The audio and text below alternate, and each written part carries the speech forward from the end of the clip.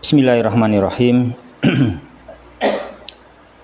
Innal hamdalillah nahmaduhu wa nasta'inuhu wa nastaghfiruh wa na'udzu billahi min syururi anfusina wa min sayyiati a'malina. May yahdihillahu fala mudhillalah wa may yudlil fala hadiyalah. Wa asyhadu an la ilaha illallah wahdahu la syarikalah. Wa asyhadu anna Muhammadan abduhu wa rasuluhu sallallahu alaihi wa ala alihi wa ashabihi wa man tabi'ahum bi ihsan ila yaumiddin wa sallama taslima. Amma ba'du, akhwati yang berbahagia, rahimani wa rahimakumullah. Yang pertama, mengingatkan saya sendiri juga kepada kita semua jamaah untuk selalu mengucapkan ucapan yang paling jujur, ucapan yang paling sesuai dengan fakta dan kenyataan, ucapan yang akan membawa kita atau menggiring kita kepada petunjuk, sehingga kita dalam mengarungi kehidupan bisa di atas petunjuk jamaah. Yaitu ucapan yang paling jujur adalah Alhamdulillahi Rabbil Alamin. Kita mengakui bahwasanya segala puji hanyalah milik Allah Subhanahu wa ta'ala. Dialah Allah Rabbil Alamin, pencipta, pengatur, penguasa alam semesta. Di semua kita di dalam hidup ini, jamaah berbahagia rahimani wa rahimakumullah, harus bisa mengetahui sifat-sifat keagungan Allah. Mengetahui bahwasanya Allah Subhanahu wa ta'ala pemilik seluruh kesempurnaan secara mutlak. Secara mutlak, pemilik seluruh kesempurnaan dan memilikinya secara mutlak. Kalau kita kan sempurna juga. Contohnya apa? Mendengar, melihat, ya kan? Itu sempurna. Tapi kesempurnaan kita itu tidak seluruh sifat kesempurnaan, ya. Terus yang kedua, hanya beberapa pun pendengaran kita, misalnya kan, penglihatan kita itu kesempurnaannya tidak mutlak. Artinya kita pendengarannya terbatas suara tertentu, suara manusia itu kan, misalkan. Yang kedua, suara manusia pun bahasa tertentu. Sudah tertentu bahasanya juga nanti harus volumenya tertentu, ya kan? Tertentu volumenya. Gitu udah tertentu volumenya juga jumlahnya suara hanya tertentu. Ya kan, tertentu. Itu pun nanti panjangnya suara juga nggak panjang-panjang, nggak semuanya bisa kita pahami. Itu terbatasnya kita. Jadi kalau Dia Ta'ala dalam seluruhnya sempurna dan dalam seluruhnya kesempurnaannya mutlak. Mendengar yang mendengar semua suara, tidaknya suara manusia. Suara manusia pun semua bahasa, ya kan? Semua bahasa. Terus semua bahasa pun Dia Ta'ala dengarkan pada semua volume. Suara yang lirih pun tak ada bedanya didengarkan oleh Dia Ta'ala dengan suara yang tidak lirih. Yang keras pun dengan yang sama kan gitu. Walaupun lirih dia dengar dengan baik seperti suara yang keras. Terus walaupun semuanya bersuara bareng-bareng, tetap didengarkan semua oleh Dia Subhanahu wa ta'ala. Itu artinya jamaah contoh memahami Dia Ta'ala pemiliki adalah seluruh kesempurnaan dan semua kesempurnaannya secara mutlak. Oleh karenanya kita bisa jujur hidup ini memuji-muji Allah Subhanahu wa ta'ala. Alhamdulillahi Rabbil Alamin. Jangan berbahagia dirahmati olehnya Subhanahu wa ta'ala. Untuk menjelaskan sebagaimana yang mungkin diberitahukan kepada antum, yaitu materi kita apa jamaah malam hari ini, sebagian dari kunci bahagia gitu ya, sebagian toh ya, jadi sebagian ya, tapi semoga betul-betul itu kunci bahagia ya, walaupun hanya sebagian ya. Jangan berbahagia yang dirahmati olehnya Subhanahu wa ta'ala. Yang pertama, kita harus tahu dulu dalam membahas bahagia, bahwasanya kita ini bahagia itu bukan hanya bahagia di dunia. Kenapa? Ya karena dunia ini sejatinya apa jamaah? Sejatinya adalah bukan tempat kita hidup. Bahkan tidak ada orang yang hidupnya di dunia terus. Semua orang pasti meninggalkan dunia, ya kan? Ada yang punya kabar nggak? Ada orang yang nggak mati gitu? Kan nggak ada ya kan? Nggak ada ceritanya orang yang bisa tidak mati kan gitu. Berarti kan kita harus memikirnya itu bukan bahagia di dunia saja. Bahkan bahagia di dunia itu nomornya bukan nomor satu. Karena di dunia kita tidak lama. Di dunianya sebentar kan gitu. Sehingga makna bahagia yang kita pahami tidak boleh hanya fokus berlomba-lomba bagaimana kita di dunia ini bahagia dan versi umumnya manusia gitu. Itu harus dibuang dulu, dibenahi dulu. Jangan sampai pemahaman kita seperti itu. Kita mesti melihat bahagia adalah bahagia di dunia dan terutama bahagia di akhirat itu bagaimana. Kita mencari konsep bahagia dunia akhirat jamaah. Jadi begitu karena semua kita mati. Bahkan matinya kita kapan? Jangan nggak tahu, sewaktu-waktu, kan itu kan. Jangan nggak tahu jawabannya, nah, ya kan? Bukannya kapan? Nggak tahu, jangan. Apa jawabannya? Sewaktu-waktu, gitu kan, jamaah. Sewaktu-waktu kita bisa meninggal dunia, kan gitu. Kita siap kita bahas bahagia versi kehidupan dunia dan akhirat. Tanpa memisahkan antara keduanya. Bahagia yang kesatuan bahagia dunia akhirat begitu.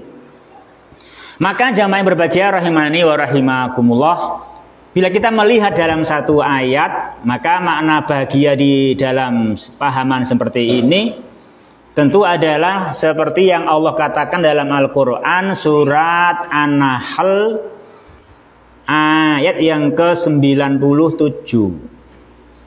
Di sana Dia Ta'ala menjelaskan bahwasanya bahagia itu pemberian dari Allah.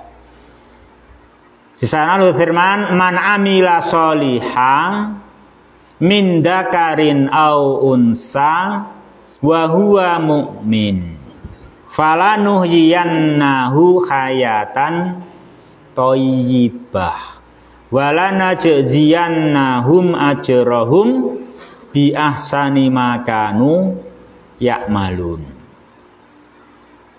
Barang siapa beramal soleh, laki ataupun perempuan, apalagi kaya atau miskin. Karena kalau orang kaya bisa miskin, orang miskin bisa kaya, ya kan? Itu pasti kalau dia beriman, beramal soleh pasti bahagia.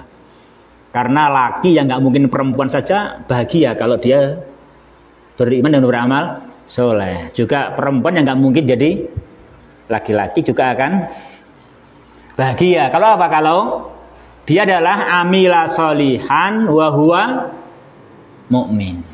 Ya, barang siapa yang dia beramal soleh dan mukmin, itu yang kata Dia Ta'ala, falanuhiyanahu, maka kami akan memberikan kepadanya kehidupan yang baik. Kehidupan yang baik, jemaah. Kehidupan yang bahagia kan, kehidupan yang baik. Dan sungguh-sungguh kami akan memberikan kepada mereka balasannya dengan sebaik-baik apa yang mereka kerjakan dahulu semasa di dunia. Ya, sangat bahagia rahimani wa rahimakumullah. Ini hendaknya kita cermati dengan baik, jemaah ya. Yang pertama, hayatan thayyibah itu anugerah Allah, yaitu kami akan memberikan kepadanya kehidupan yang baik. Dan makna kehidupan yang baik, jemaah, adalah diterangkan Syekh Sa'di dalam tafsirnya, yaitu tuma'ninatu qalbihi. Hatinya itu mutmainnah, jemaah.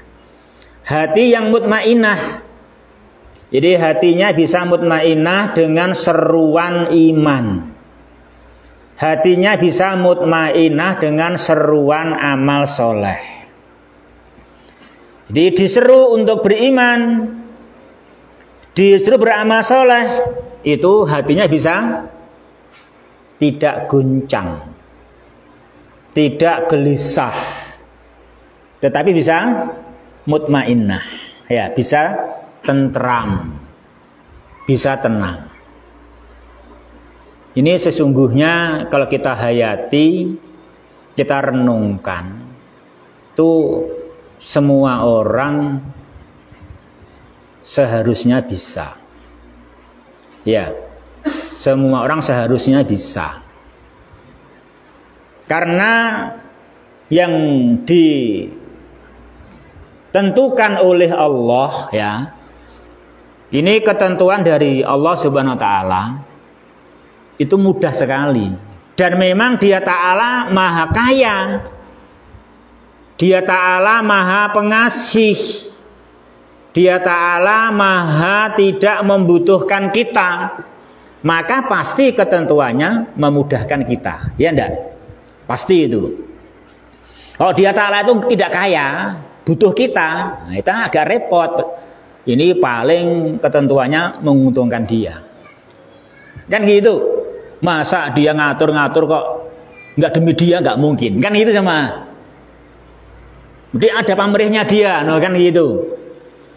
Itu kalau kita dengan manusia mungkin sering begitu. Ya kan? Kenapa? Karena manusia tidak maha kaya, ya kan? Manusia membutuhkan sesamanya, kan gitu, saling membutuhkan. Kalau Dia Ta'ala tidak membutuhkan hambanya, sedikit pun Dia nggak butuh para hambanya. Bahkan kata Dia Ta'ala, seandainya semua manusia awal sampai akhir jadi orang yang paling baik, ala atqa qalbi rajulin wahidin minkum, kan gitu. Jadi orang yang paling takwa semua kayak Nabi Muhammad SAW semua. Mazada fi mulki syai'an. Itu enggak menambah luasnya kerajaanku sedikit pun, jemaah. Dia maha kaya, kan gitu.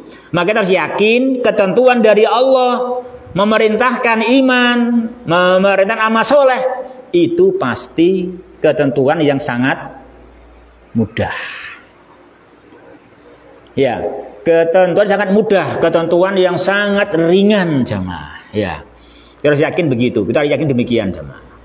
Dan kita hayati memang iya. Coba kita hayati, kita pikirkan, kita renungkan, jemaah. Ya, nanti kita akan lanjutkan menghayatinya setelah keterangan yang akan datang. Nanti kalau lupa ingatkan ya. Kita mau menerangkan menghayati bahwa perintah iman, perintah amal adalah perintah yang paling paling apa? Paling mudah, yang paling ringan, kan gitu. Karena banyak orang yang bilang, wah iman ini abot gitu toh. Wah iman itu berat, kan itu. Amal soleh itu berat, kan gitu. Itu harus kita perbaiki, jemaah. Kita perbaiki cara pandang kita, kan gitu ya. Jangan berbahagia rahimani wa rahimakumullah. Sebelum lanjut ke sana, saya mau memberikan uraian, jemaah. Mengambil firman-Nya Allah Subhanahu wa Ta'ala di surat Fatir jamaah. Surat Fatir nomor suratnya berapa jamaah? 35. Ayatnya yang ke 15 ya. Yang ke 15. Akhwati yang berbahagia rahimani wa rahimakumullah. Di sana Allah Subhanahu wa taala menjelaskan kepada kita satu penjelasan yang itu kalau kita pahami sesungguhnya kunci bahagia. Ya. Yaitu firman-Nya Allah jamaah yang berbunyi Ya ayyuhan nas. Ya ayyuhan nas. Antumul fuqara'u ilallah.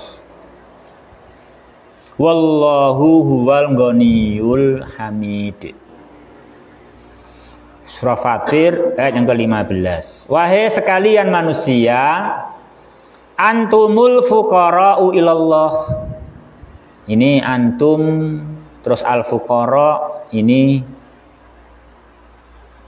semuanya makrifat ya. Dia menjelaskan kalianlah sejatinya yang benar-benar fokus membutuhkan fuqara ilallah. Yang butuh benar-benar fuqara membutuhkan Allah Subhanahu wa taala. Wallahu huwa, sedangkan Allah dialah al-ghani, satu-satunya zat yang maha kaya, tidak membutuhkan siapapun, al-hamidu, zat yang maha terpuji. Ya. Jamaah yang berbahagia rahimani wa rahimakumullah. Jika semuanya mengerti bahagia itu kapan jamaah? Bahagia itu kalau kebutuhan kita terpenuhi, ya toh? Nah, kebutuhan terpenuhi bahagia enggak? Bahagia ya kan, senang sekali. Butuh ini terpenuhi, butuh itu terpenuhi. Itu masya Allah, itu niscaya akan bahagia jamaah. Hanya saja yang jadi masalah kalau manusia ini listnya salah. Listnya apa? List kebutuhan. Daftar-daftar yang dia butuhkan. Itu yang repot jemaah.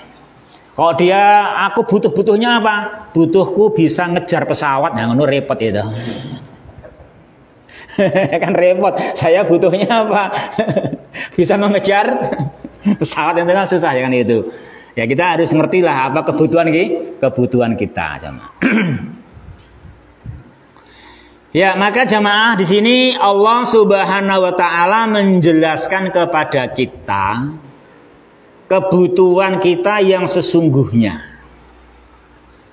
Kebutuhan kita yang sesungguhnya yang kita kebutuhannya ini harus kita list, kita daftar.